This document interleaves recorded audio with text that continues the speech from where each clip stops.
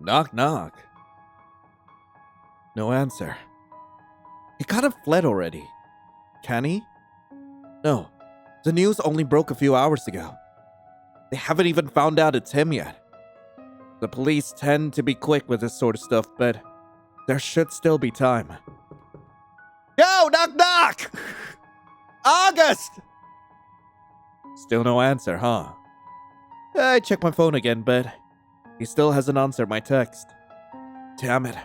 Doesn't he realize I'm the one he should be relying on right now? Augustus, please! I beg you. Open the door. I know you're in there. Finally, I could hear muffled footsteps nearing to the other side. They stop in front of the door. Let me in. Please. It's cold out here. The door creaks open just a tiny bit. Michael, is that you? You are going to disturb the neighbors if you keep that up. Yes, it's me, you doofus. Who else? He still doesn't open the door and instead lets out an exhausted sigh. You should not be here. I thought I told you not to come. Well, I didn't listen and now I'm here. Plus, you weren't answering my messages. On purpose. You didn't really think I'd let you end this with some sudden "you shouldn't have gotten close to me, sorry, sob bullshit, did ya? Via text said that, Augustus. We're not some damn teenagers. I pout and cross my arms. Partially as a way to look more upset, but mostly because the cold has started to seep through my winter coat. Are you really going to let a poor old man freeze to death on your doorstep? I don't think it would improve your current situation if someone were to find a corpse outside your apartment. You're not an old man, Michael. You haven't even hit 50. I'm older than you, at least. Well, I guess due to the new revelation, I may not be, but still. Augustus sighs again. It seems to go over some things in his head. I suppose you can come in for a bit so we can talk properly. I doubt you will leave if I tell you so anyway. Correct. Thank you. I tow off my shoes and hang my coat on the same hanger I always use. Augustus makes his way to the kitchen. Do you want some tea while we talk? Sure. What kind? Just get me the same as you're having.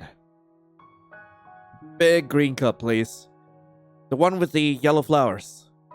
Sure. I sit down at his kitchen table and let him take his time with the tea. He's always so pedantic about every little detail. Everything from the water temperature to the brewing time. I smile ruefully and watch his back as he carefully removes the tea strainers from our cups. Perhaps this will be the last time I sit here in his kitchen. The last time I quietly watch the way he precisely executes the little movements of his tea ritual. He hands me my cup and sits down in front of me. So, I guess you have read the news. I nod. That's why I'm here. You shouldn't have come. It's dangerous. He thumbs at the edge of his cup. It's the blue one with the purple flowers. The one he always picks even though he has so many to choose from. I know you'd be smart enough to put it all together once it got out. I've been too careless.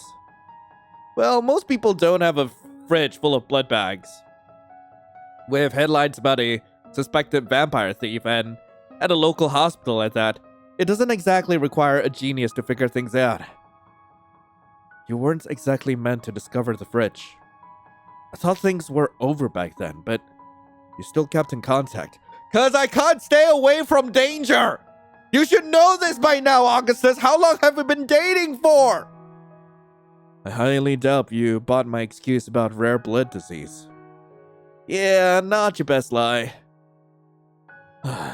Most people would have probably ran away at that revelation. Not me! Like, I want you to nibble on me. I want you to give me a little sweet bite. I laugh at the love-struck fool I was back then. The fool I still am today. What sane person invites themselves over to a vampire's home? I suppose I knew something was up. I didn't want to pressure you, though. Assumed you'd tell me when the time was right. I'm sorry I had to find out this way. Were you ever planning on telling me? Yeah, I get it. It's not exactly an easy conversation to have. Yeah. Thank you. I won't lie, I kind of wish you had told me directly. Yeah. Let it go on for too long. All of a sudden, I was all tangled up and didn't know what to do. I was too scared of how you'd react. I thought I trusted you more than I have ever trusted another, yet I was terrified of what emotions would show in your face when you found out. I'm sure you have a lot of questions. Too many for tonight. There might not be another. His words get stuck in the air between us. It echoes in my ears. Could this really be the last time we get to talk like this? I don't want this to be over. Not yet. He still hasn't taken a single sip of the tea. He who used to berate me when I accidentally let mine get cold between our late night conversations. What were your intentions with me? Are you asking if I had plans to kill you? Feed on you? No? Maybe. I don't want to mistrust you, I just don't know much about vampires. And they're not exactly portrayed as nice creatures by the media right now. I understand. I don't feed on humans. Not directly, at least. Bloodbags, huh? I don't build connection with people very often, and try to stay away from humans specifically. I mean, you are aware of my lack of friends and acquaintances. I usually keep to myself. It was something I had noticed earlier on, back when this was just a budding relationship. Well, budding friendship. I had chalked it up to him just being an introvert at the time, but I suppose vampires usually don't keep much company. I was planning on keeping my distance from you as well. You already knew I had taken notice of you for a while when you first approached me at the library that day. You've been stalking me? I had indeed heard that story before. Months ago when we first started properly discussing our relationship and where to go with it. Back then with more smiles and less somber undertones than tonight. I nod for him to continue talking. I told myself I would only meet up with you once, but I kept telling myself that one more time wouldn't hurt. Over and over. And in the end, it did hurt. Worse than it could ever had if I just waved off your invitation that first day. Don't say that. I'm glad you agreed to be my friend. And more after that. It was a selfish decision on my end. I shouldn't have allowed you to get closer. It was mutually beneficial. I, for one, don't regret a thing.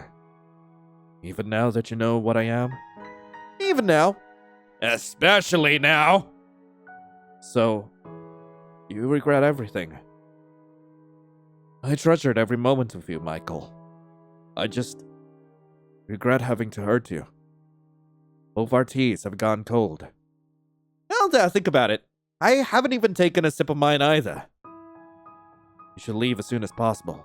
But before that, I have some things to return to you. Some things? He gets up, tea still untouched. I assumed they would make their way to you eventually once they search my place. But I suppose giving them to you directly would be better after all. He leaves for the bedroom. I follow behind, not wanting to let him out of my sight. The bed that I assume he never actually slept in is neatly made as always. A small pile of clothes and things lay at the end of it. He hands them to me. It's my pajamas. The extra toothbrush I put in his bathroom before we even started dating. A few extra clothes. The sleeping mask he bought me since his blinds let in more light than mine at home. No, I won't let you return these. Against my will, my voice cracks embarrassingly at the end. The inner corners of my eyes sting, but I manage to hold the tears off. I put the things back on the bed in an attempt to make some kind of statement. Michael, I'm leaving tonight. Before they find me. He looks down and I notice the open luggage on the floor. It's already packed. He's ready to leave. My eyes fall on the sweater, lying at the very top. It's the one I knitted for his birthday. Just 2 months into knowing him. I had been so nervous, thinking I might have been coming on too strong. I feared scaring him away. But when his eyes had crinkled in that childish joy as he held it up to the light, all my worries had melted away. Blue with purple flowers to match my cup. He had hugged me then, for the first time, and told me he hadn't received a gift in years. I had decided I would never let him go another birthday without one. Michael? What's wrong? What isn't? Don't cry. It's for the best. That's stupid.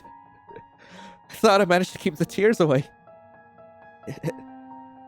It's not. It's not for the best. We were supposed to spend our lives together. Maybe in another life we could have. Yeah, but we don't have another life. And I don't want to live this one without you. Let me come with you. No, Michael. I don't want you to get involved with this. I'm already involved. You don't need to go through this alone. I have done this before. It's far from the first time I have to relocate. You need to leave too, You need to leave too, Michael. Before they find me. Before they find us. It would be bad if they caught you getting friendly with a vampire.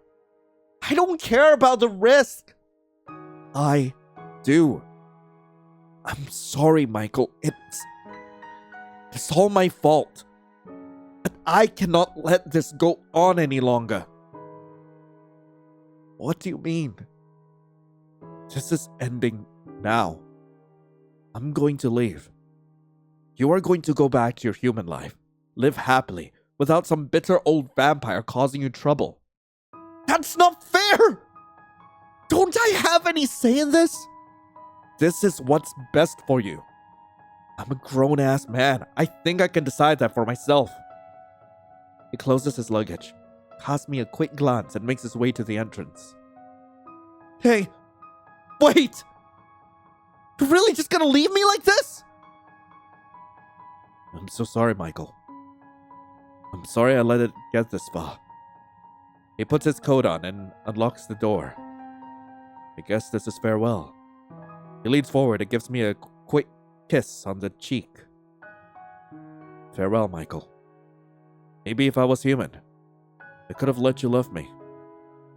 Before I can gather myself, he opens the door and takes his leave. I hurry after him, but when I run out the door, he's nowhere to be seen.